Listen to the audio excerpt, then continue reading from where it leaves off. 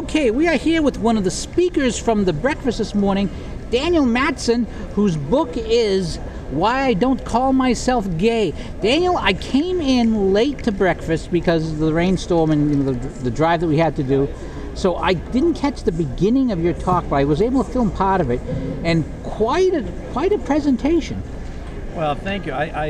I'm so grateful for Ignatius Press for believing in my book and believing in the message of my book, which is basically the path to peace, if you live with same-sex attraction like me, is to follow the teachings of the church.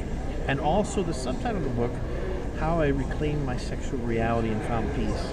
For me, the world's division of gay and straight based on our feelings, and this world's division based on how you feel yourself to be is who you are.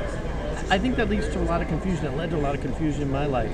So I really want to reclaim that vision of sexual reality that the church has and reach people with the truth by telling my story. And it's like defining a person by their inclination, because we all have inclinations to sins, just different sins. I've had to struggle with my own. In fact, I just came back from confession talking with a priest about my struggles with sin. And there's all kinds of sins that people struggle with. But for some reason, same-sex attraction, seems to be an attempt both by the secular side to define a person by that attraction, and by some Christians to condemn someone by that sin, as if that act this sin is unforgivable. But that's not what God teaches. No, and for me, one thing that I think we have to really talk about in this conversation is to realize that when we talk about same-sex attraction, it's far more than just an attraction to, say, a sinful behavior. I think that actually comes secondary. So for me, as I look back on my life, what did I really long for? What did I feel was lacking? I really wanted to have closeness with other boys in my class. I felt outside those company of boys. Well, that's a good desire. That's a good and healthy desire. But as soon as it sort of enters the realm of sin, where it becomes lustful, that's the part that's the sin. So what I really talk about in my book is I say, well, look, what I really, at the core of this, is a wound that stems from, the Catechism would say it's a psychological genesis. So there's a wound there that the drug becomes a desire for some things that are sinful. So this is the way I've come to view same-sex attraction as far more complex than just say, I like to eat too much. Yes, we both have that problem on occasion. But so we can sit there and say, all right, it's good to eat, right? But I just take it a little bit overboard sometimes.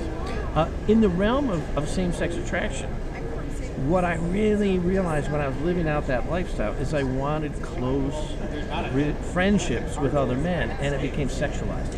So what I think we really need to do is we have to work on the good that is at the root of which is a desire for close friendships or close relationships. A lot of people have a father wound. There's a distance from their father. Well, that's not going to be solved through finding that in a same-sex partner. Now, how much pushback have you gotten on this book, both from the secular community and to some degree some in the church who don't want to discuss the issue at all for fear of being called bigoted? Well, I have a whole section in the book where I talk about the abusive language. And one of the most prime examples of the abusive language is the invention of the word homophobic. That word was used and invented to become a bludgeon against anyone who wants to talk about reality in the realm of human sexuality. So, of course, people might say, they've said to me, you're just internally homophobic. You haven't really accepted yourself. If you go to the Amazon website, you'll see some one-star reviews where people they said, if you hate yourself, buy this book. It's just absurd. It sounds like these people are Christophobic. Yeah, they're you can use that.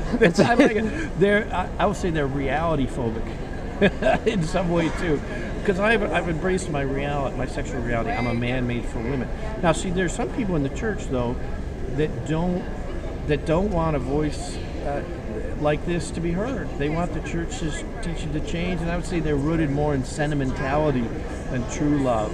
And we have to be bold as a church to really proclaim our vision of humanity and human sexuality as good news. So we have to be not afraid, as St. John Paul II said. Absolutely. And we have to be not afraid in the areas precisely where we're going to get pushback. Those are the areas where we really need to have that prophetic role. Of course, we can't be a hammer. You know, St. Paul says, don't be a clanging cymbal, right? But let's be confident that the church's vision of human sexuality is actually good news. I think a lot of let's be honest, a lot of priests doubt that. I think a lot of people who should be professing that. I wonder sometimes if some priests really believe that. I've been told in the confessional by a priest to go get a boyfriend, and that did great injury to me.